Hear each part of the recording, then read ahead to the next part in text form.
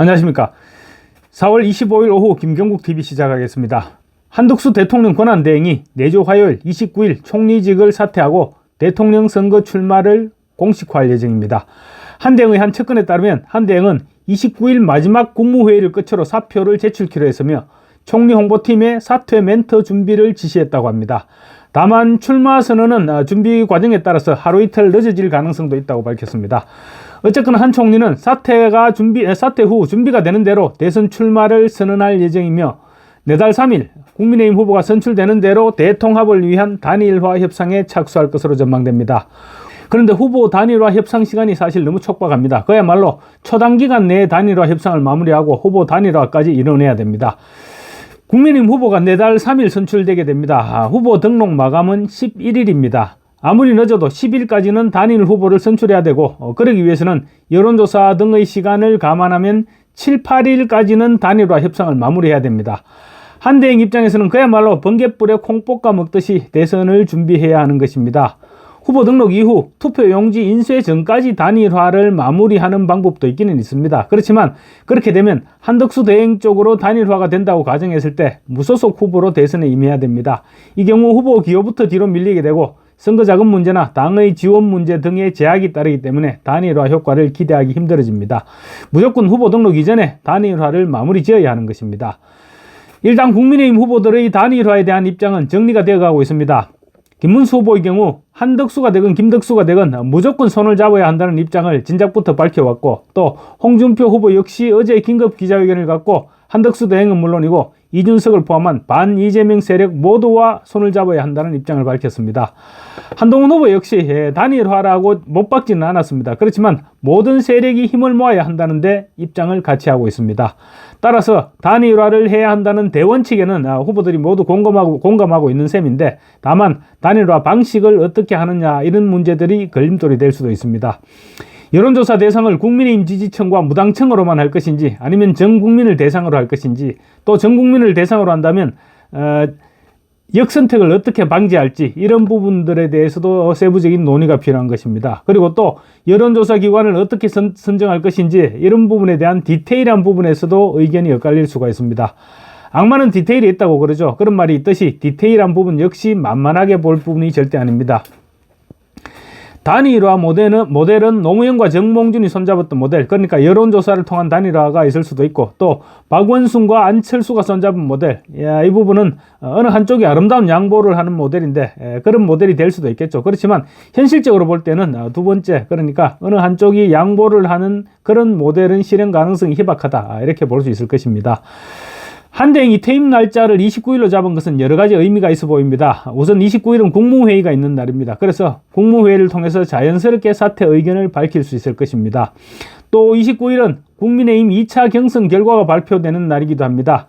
경선에 최대한 영향을 끼치지 않겠다는 한대행의 의지도 담겨 있다고 볼 수 있습니다. 그리고 한미통상협상에 나선 최상목 부총리와 안덕근 산업통상부 장관이 28일 귀국한다는 점도 고려했을 것입니다. 한대행이 사표를 내게 되면 최상목 부총리가 또 대행을 맡아야 하는 것입니다. 그리고 최상목 부총리와 안덕근 장관이 참석한 한미 간 2+2 협상에서 대선 이후인 오는 7월 초까지 한국에 대한 미국의 관세 부과 폐지와 양국 간 산업협력 등과 관련한 패키지 합의를 추진키로 하는 등 큰 줄기의 협의도 매듭지었습니다. 한미 통상협상 문제는 만약에 한대행이 본선으로 진출한다고 했을 때 이재명에게 확실한 비교 우위를 내세울 수 있는 그런 분야이기도 합니다. 한대행의 어제 국회 예산안 추가경정 예산안 시정연설의 메시지도 묘했습니다. 트럼프 미국 대통령을 한대행은 단 한 차례도 언급하지 않았습니다. 그렇지만 시정연설의 메시지는 지금이 트럼프발 통상전쟁의 위기에서 벗어날 마지막 골든타임이다, 그렇게 읽히기에 충분했습니다. 그리고 그 통상전쟁에서 벗어나게 할 주인공이 바로 한덕수 대행 자신이라고 내세우고 있다, 이렇게 읽히기에도 충분했습니다. 한대행의 시정연설은 자신이 강점으로 내세울 수 있는 키워드인 경제, 민생, AI, 미래 이런 메시지로 다 채워졌습니다. 중도층에서도 충분히 어필할 수 있는 그런 키워드들인데 한대행은 출마 선언에서도 아마 이 같은 기조를 담을 가능성이 높아 보입니다. 이런 가운데 한대행이 준비하고 있는 필살카드는 임기 단축과 거국 내각이라는 보도가 나오고 있습니다. 한대행은 지금 위기관리 책임자이기도 합니다. 그런데 자리를 내놓고 대선에 나서기 위해서는 그 위기관리를 위해 대선에 나설 수밖에 없다. 이런 명분도 필요한 것입니다. 그 명분이 바로 임기 단축과 거국 내각일 수 있다는 것입니다.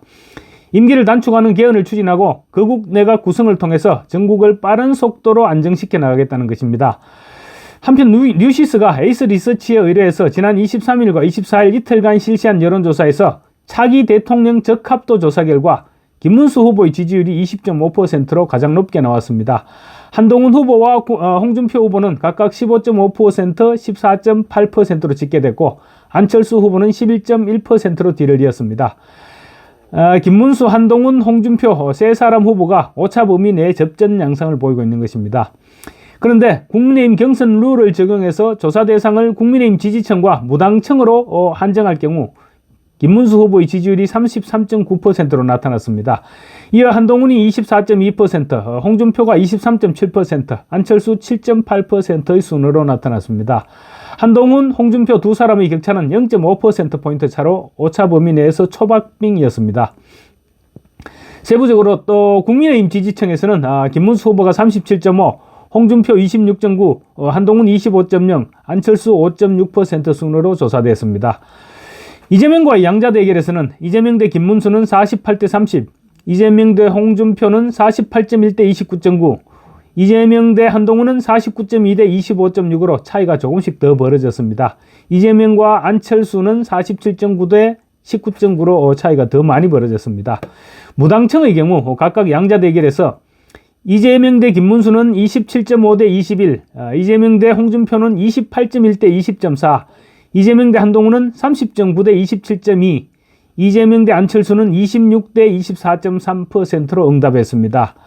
이재명과 격차가 이제 갈수록 조금씩 줄어들고 있는 그런 양상입니다. 그래서 이제 국민의힘 후보가 29일 두 사람으로 압축되죠. 그리고 내달 3일 다시 한 명으로 최종 확정이 됩니다. 그 후 다시 한덕수 대행과 단일화를 이루어 나간다면 컨벤션 효과로 충분히 이재명을 따라잡을 수 있지 않을까 그렇게 기대해 봅니다. 특히 이재명은 지금 선거법 위반 대법원 상고심이라는 역대급 변수가 남아있죠. 역대급 그런 변수가 남아있는 만큼 희망 고문이 아니라 얼마든지 한번 붙어볼 만하다 그런 계산이 나오고 있는 것입니다. 감사합니다.